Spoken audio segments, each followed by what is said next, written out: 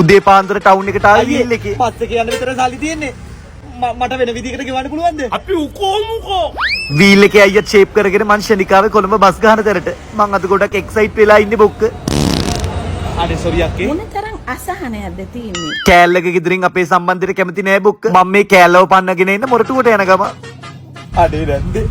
මට අකමැති වෙන්න එක හේතුවක් කියන්නකෝ. තෝ ඉස්සලා කන්නාඩියට මූණ බලපිය. තෝ හැලි බඳුරෙක් වගේ. ඇයි බම් මට ඔබ එහෙම වෙන්නේ? අයියේ ආශිකීගේ සින්දුවක් දානවද? කලින් කියන්නේ ගහට ගහක් මොරටුවේදී හම්බ වෙනවා කියනවනේ බොක්ක.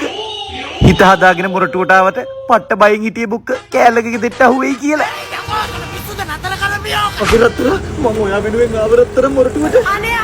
කෑල්ල පන්නන් යන එනර්ජි ඕන හින්දා හොදට කෑව. පස්සේ මීටරුනේ මං ගාව සල්ලි නෑ කියලා. අයියේ මේ රෙදි කෑල්ලෙන් කීද වෙන්නේ? ඕන ඕන මොකද? අම්මගේ රෙද්ද. වෙලාව රෑ 8යි කෑල්ලකව මොරටු ස්ටේෂන් එකට එන්නම් කියලා.